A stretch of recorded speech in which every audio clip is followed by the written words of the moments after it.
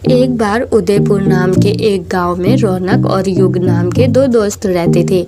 रौनक एक अमीर घराने से ताल्लुक रखता था जिसके घर में हर एक सुख सुविधा थी, लेकिन रौनक के पास जितनी फैसिलिटी थी उतना ही ये लालची और ठगी किस्म का इंसान था।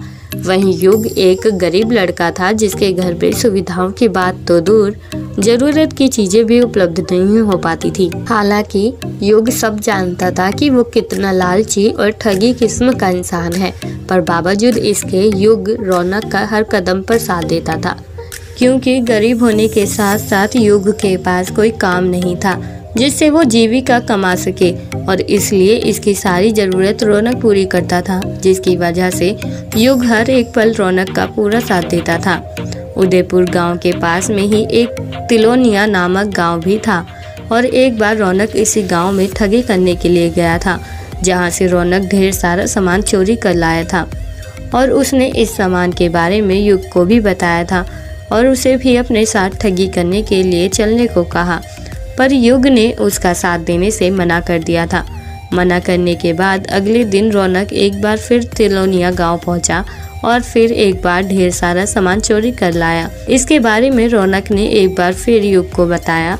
इस बात को जानकर युग के मन में भी लालच आ गया था, और जब रौनक ने उसे अपने साथ चलने को कहा तो युग ने भी इस बार उसकी बात मान ली थी।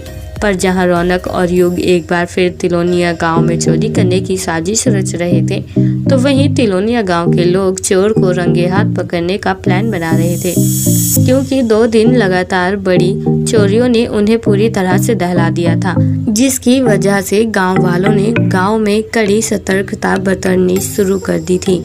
और अगले दिन जब रौनक युग के साथ गांव में चोरी करने पहुंचा, तब उसे एहसास हो गया था कि कोई ना कोई उस पर नज़र रख रहा है, पर युग बेचारा इन सब बातों से अनजान रौनक की हर एक बात पर हामी भरता रहा। और इसी बीच रौनक ने पहले युग को दीवार पार करके गांव में घुसने को कहा, और युग ने रौनक की सभी बात मान ली। लेकिन जैसे ही युग गांव के अंदर पहुंचा, रौनक तुरंत ही वहां से रफा दफा हो गया और अपने गांव उदयपुर पहुंचकर अपना सारा सामान इकट्ठा करके वहां से भाग गया। पर युग के हालात काफ़ी ज़्यादा बिगड़ चुके थे। गांव वालों ने उसे रंगे हाथ पकड़ लिया था, और जिस बात के लिए वो सज़ा के काबिल भी नहीं था, उस बात के लिए उसे गांव वालों ने कड़ी सज़ा दी।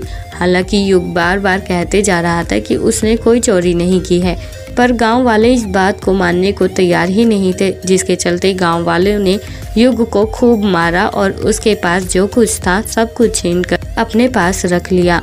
तब इस सजा से युग को एहसास हुआ कि बुरी संगति उसे किस हद तक परेशानी में डाल सकती है। बस तभी युग ने बुरे दोस्तों की संगति में रहना बंद कर दिया था। तो दोस्तों, देखा आपने किस तरह से एक बुरे दोस्त की संगति आपको मुसीबत में डाल सकती है। वेल, आप इस कहानी के बारे में क्या कहना चाहेंगे? आप हमें कमेंट बॉक्स में कमेंट करके ज़रूर बताएं, और साथ ही ऐसी और दिल को छू जाने वाली कहानियों से रूबरू होने के लिए आप हमारे चैनल को सब्सक्राइब करना ना भूलें।